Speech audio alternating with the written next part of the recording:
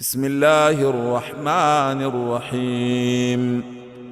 الرحمن علم القرآن، خلق الإنسان علمه البيان.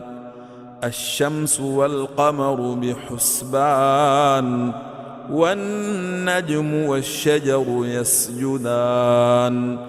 والسماء رفعها ووضع الميزان، ألا تطغوا في الميزان. وأقيموا الوزن بالقسط ولا تخسروا الميزان. والأرض وضعها للأنام، فيها فاكهة والنخل ذات الأكمام، والحب ذو العصف والريحان. فبأي آلاء ربكما تكذبان؟ خلق الإنسان من صلصال كالفخار، وخلق الجان من مارج من نار. فبأي آلاء ربكما تكذبان؟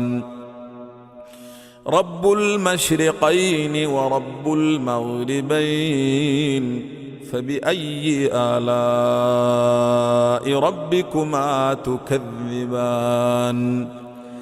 مرج البحرين يلتقيان، بينهما برزخ لا يبغيان.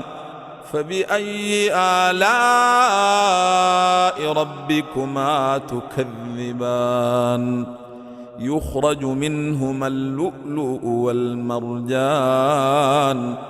فبأي آلاء ربكما تكذبان؟ وله الجوار المنشآت في البحر كالأعلام. فبأي آلاء ربكما تكذبان؟ كل من عليها فان، ويبقى وجه ربك ذو الجلال والإكرام. فبأي آلاء ربكما تكذبان؟ يسأله من في السماوات والأرض كل يوم هو في شأن. فبأي آلاء ربكما تكذبان؟ سنفرغ لكم أيها الثقلان. فبأي آلاء ربكما تكذبان؟ يا معشر الجن والإنس إن استطعتم أن تنفذوا من أقطير السماوات والأرض فانفذوا، لا تنفذون إلا بسلطان.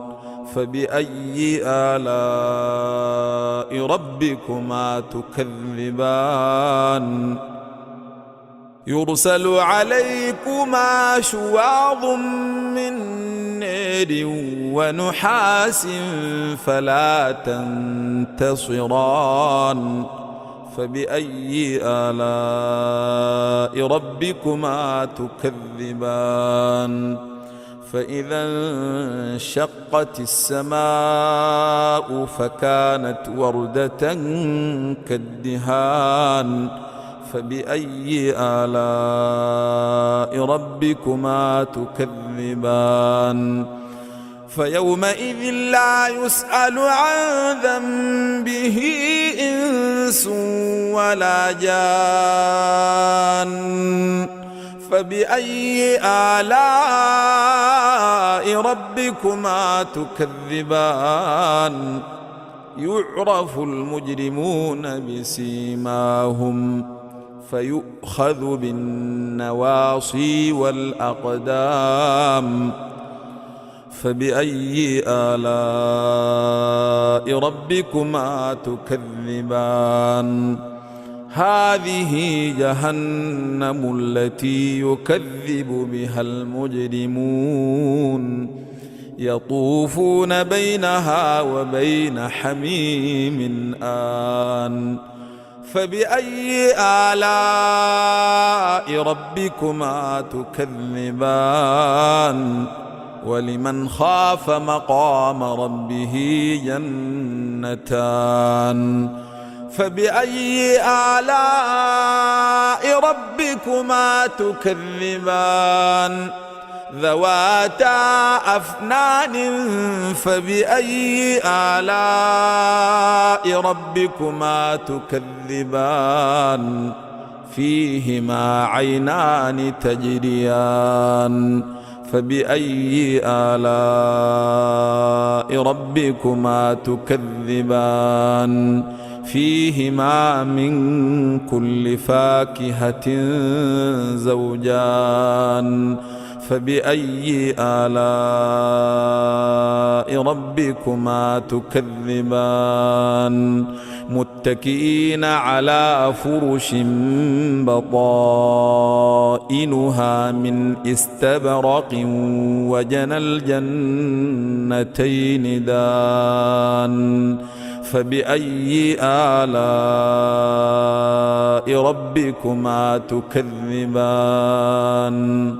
فيهن قاصرات الطرف لم يطمثهن إنس قبلهم ولا جان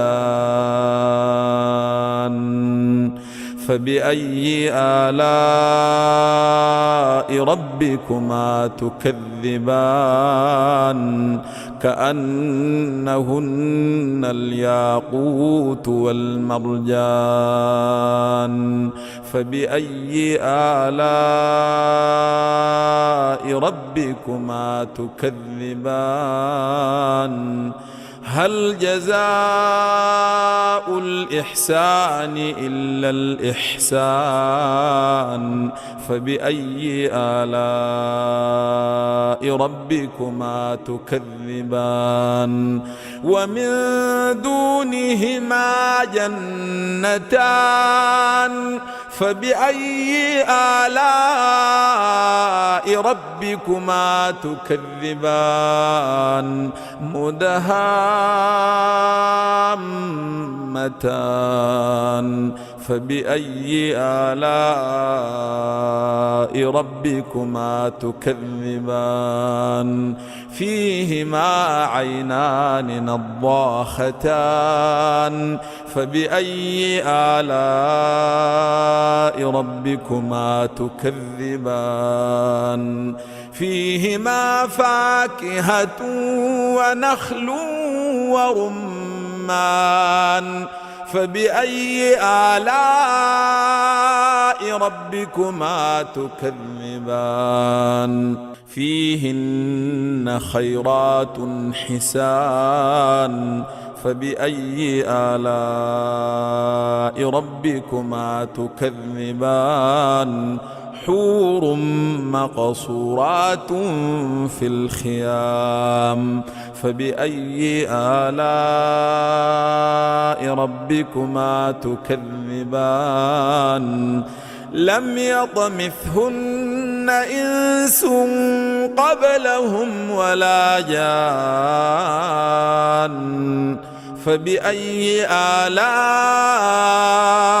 ربكما تكذبان متكئين على رفرف خضر وعبقري حسان فبأي آلاء ربكما تكذبان تبارك اسم ربك ذي الجلال والإكرام